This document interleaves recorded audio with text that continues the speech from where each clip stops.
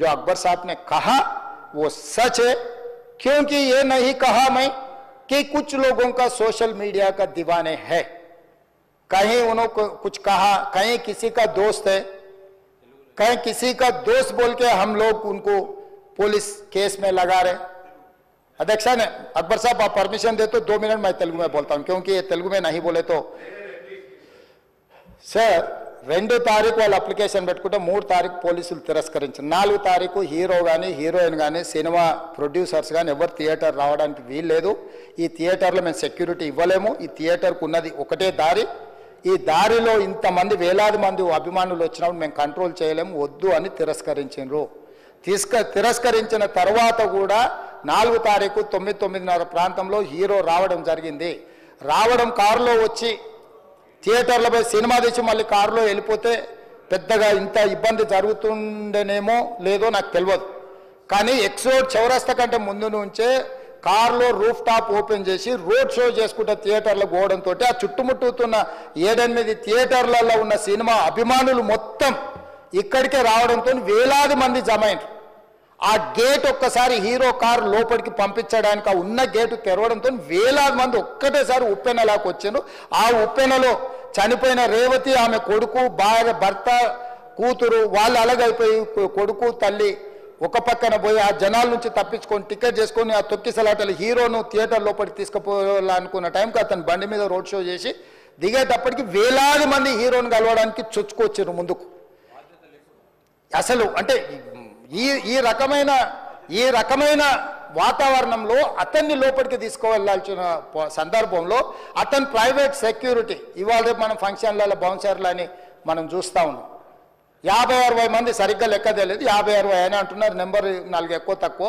ఆ బౌన్సర్లు అందరు మీదికి వచ్చే అందరు అభిమానులను విపరీతంగా అడ్డంగా ఎట్లా పడితే అట్లా తోయడంతో అటు నుంచి అభిమానులు హీరోని చూడాలి, కలవాలని ఒకవైపు నుంచి వాళ్ళని హీరో దగ్గరికే రానియొద్దని ఆయన ప్రైవేట్ సెక్యూరిటీ వెనక్కి నెట్టడం వల్ల ఈ తొక్కిసలాటలో హీరో థియేటర్కి వెళ్ళి లోపలికి వెళ్ళి చూసినాక పోలీసులు ఈ మొత్తం క్రౌడ్ని, ఈ మొత్తం అక్కడ ఉన్న జమైన జనాలను అందరిని కూడా తీస్తే ఒక తల్లి కొడుకు అక్కడ శవాలుగా పడి ఉన్నారు.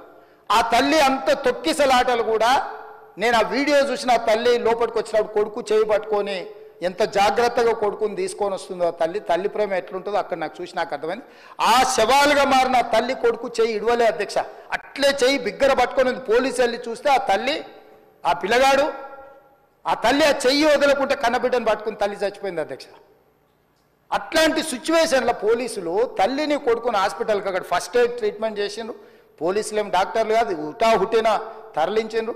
హాస్పిటల్కి వెళ్ళిన తర్వాత తల్లి చచ్చిపోయింది, పిల్లోడు కోమాలుండు, ఆల్మోస్ట్ పోలీసులు పిల్లవాడు కూడా చచ్చిపోయింది అనుకున్నారు, బ్రెయిన్ డెడ్ అయింది ఆక్సిజన్ అందక ఆ అబ్బాయికి. సో ఆ సిచ్యువేషన్లో వెనక్కి పోలీసులు వచ్చి హీరో గారికి విషయాన్ని తెలియజేసి హీరో గారు వెళ్ళిపోతే హీరో ఎందుకు వెళ్ళిపోవాలనుకుంటారు పోలీసులు అంటే ఇంకా వేలాది మంది అభిమానులు అక్కడనే ఉన్నారు. హీరో గారు థియేటర్లో కూర్చొని ఉండడం వల్ల, సినీ ప్రముఖులు ఉండడం వల్ల ఈ బయట జమైన వేలాది మంది అభిమానులు అక్కడి నుంచి పోకుండా అక్కడనే ఉండడంగా థియేటర్ లోపల కూడా బాల్కనీలో, టాప్ బాల్కనీలో హీరో కూర్చుంటే కింది నుంచి పై వరకు వెనక్కి తొక్కుట పైకెక్కి హీరో చేతులు కలపాలని కోతులు ఎగబడ్డట్టు, కోట మీదకి కోతులు ఎగబడ్డట్టు ఉల్టా పైకి తొక్కిసలాట జరిగింది అధ్యక్ష. థియేటర్ వాళ్ళు పోలీసులను హీరో దగ్గరికి వెళ్ళి చెప్పడానికి కూడా అనుమతి ఇవ్వకుండా థియేటర్ వాళ్ళు పోలీసులను బ్లాక్ చేశారు అధ్యక్ష. ఎప్పుడైతే హాస్పిటల్లో తల్లి చచ్చిపోయిన పిల్లగాడు కూడా ఆల్మోస్ట్ చావు నోట్లో ఉన్నాడు అని తెలిసి పోలీసులు వచ్చి ఏసీపీ వెళ్ళి చెప్పడానికి పోతే థియేటర్ సిబ్బంది లేదు హీరో దగ్గరికి వెళ్ళడానికే వీళ్ళదని చాలాసేపు పోలీసులను కూడా హీరో దగ్గరికి పోనీయలేదు అధ్యక్ష వాళ్ళ ప్రైవేట్ వీళ్ళు.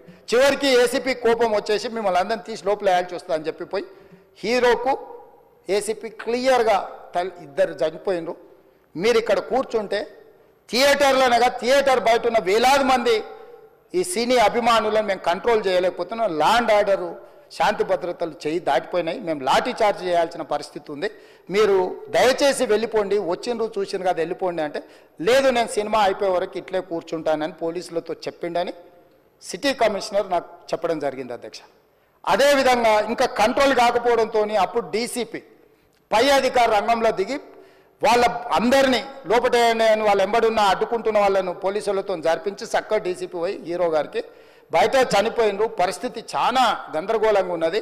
మీరు ఇక్కడ నుంచి కదలాల్సిందే, లేకపోతే మిమ్మల్ని పోలీస్ స్టేషన్కు తీసుకెళ్లాల్సిన పరిస్థితి వస్తుంది.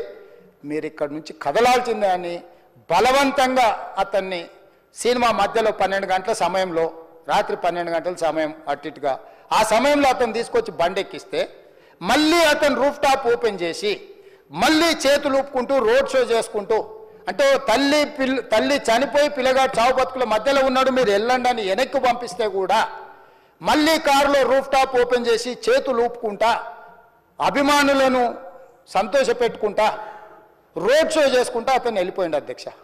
పోలీసులు కేసు చేసిరు. కేసు మీద థియేటర్కి సంబంధించిన కొంతమందిని అరెస్టు చేసిరు.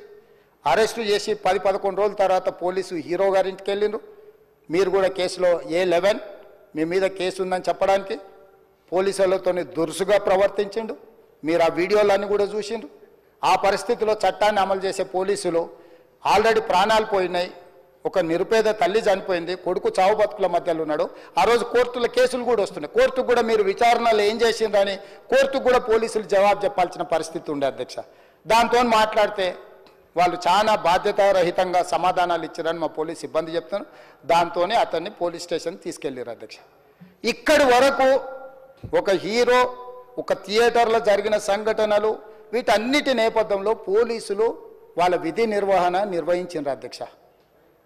ఎప్పుడైతే అతను పోలీస్ స్టేషన్కు తీసుకెళ్ళిరో కొన్ని రాజకీయ పార్టీలు పైశాచికంగా ఎంత నీచంగా నన్ను తిట్టుకుంటా పోస్టులు పెట్టినరంటే, అంటే तेलंगाना समाजम लो मलकपेट बलाला साहब के कॉन्स्टिट्यूंस के वोटर है उन लोग मलकपेट के छोटे नौकरी उसका नौकरी अकबर साहब वो 30,000 नौकरी करता है उसके परिवार में कोई कमाई नहीं है एक एक टिकट 3,000 रुपए में खरीदा वो बच्चा उनका फैन है बोल के उनके परिवार 12,000 रुपए रखकर 4 टिकट खरीद के पिक्चर को गए 30,000 महीने को कमाने वाले నెలకు 30,000 జీతంతో పనిచేసి ఒక ప్రైవేట్ చిన్న దాంట్లో ఉద్యోగం చేసుకునే తండ్రి తన కొడుకు ఆయన అభిమానాన్ని కుటుంబము 12,000 రూపాయలు 3,000కు ఒక టికెట్ 12,000 రూపాయలు పెట్టి సినిమా థియేటర్కి వెళ్తే థియేటర్లో చనిపోయిన 11వ రోజు వరకు వీళ్ళు ఎవరు హీరో గాని ప్రొడ్యూసర్ గాని ఎవరు గాని ఆ కుటుంబాన్ని చనిపోయిన కుటుంబాన్ని గాని హాస్పిటల్లో చావు బతుకుల మధ్యలో ఉన్న పిల్లవాడిని పరామర్శించడానికి కూడా పోలేదు అధ్యక్ష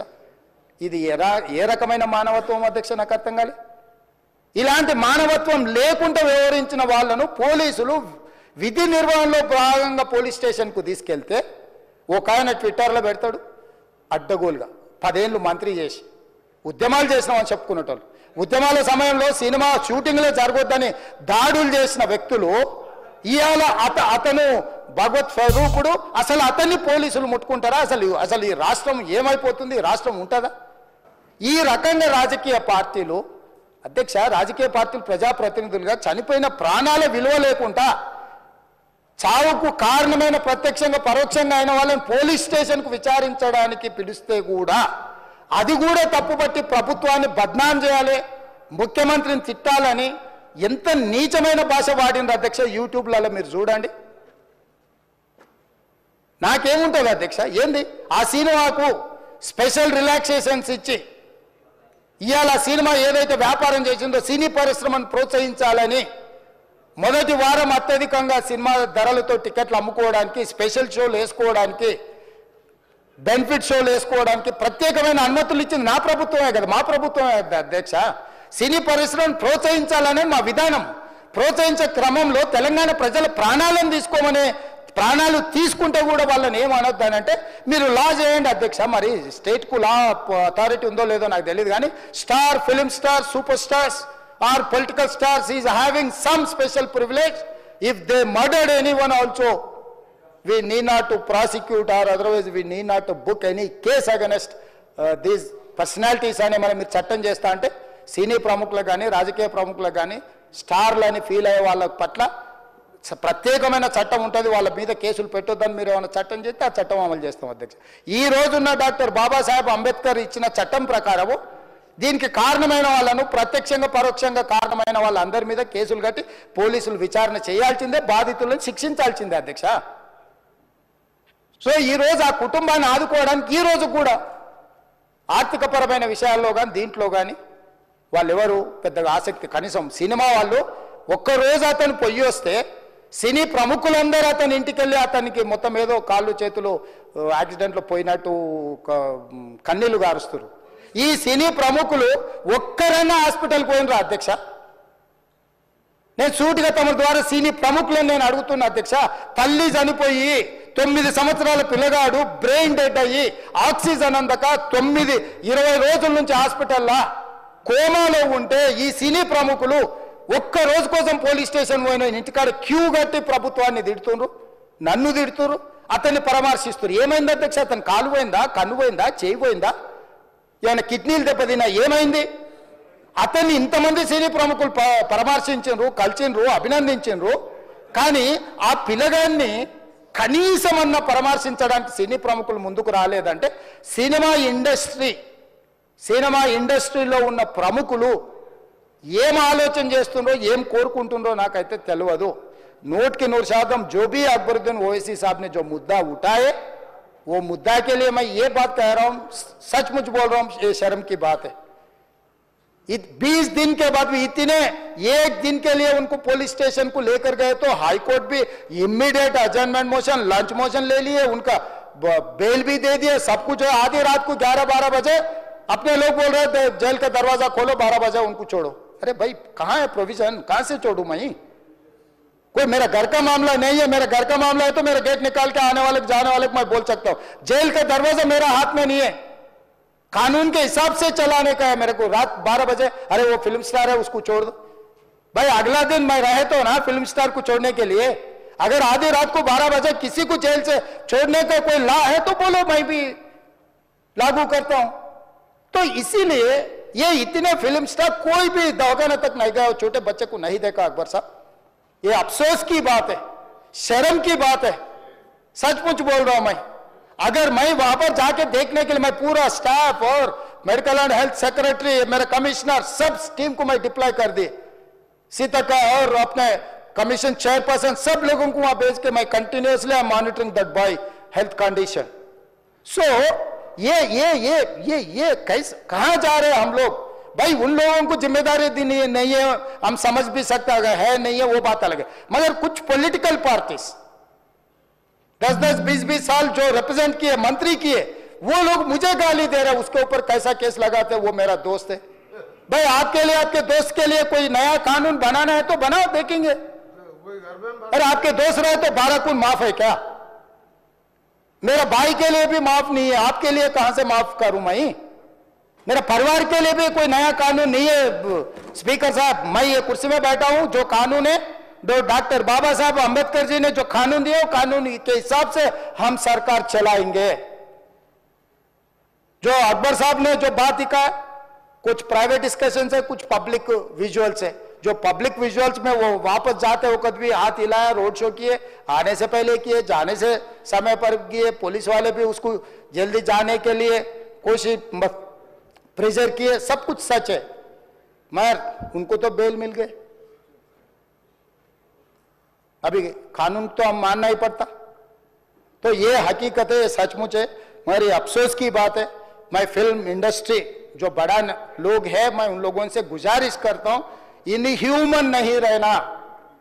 आप बिजनेस कर लो, आप पिक्चर निकालो, पैसे कमाओ, सरकार से इंसेंटिव्स ले लो, सब्सिडीज ले लो, स्पेशल प्रिविलेज शूटिंग के लिए जो होना है वो मांगो. मगर किसी का हत्या होने के बाद, किसी का जान चलाने के बचाने के बाद, किसी का जान लेने के बाद आज स्पेशल प्रिविलेज मांगे तो ये सरकार में नहीं मिलने वाले. मैं जब तक मैं कुर्सी में रहता हूं तब तक नहीं देता हूं. मेरा जिम्मेदारी तेलंगाना आम जनता का जान बचाने का मेरा जिम्मेदारी है. उन लोगों के लिए कोई भी तकलीफ दिए, उन लोगों को कांग्रेस सरकार ने, मेरे सरकार ने छोड़ने वाला नहीं है.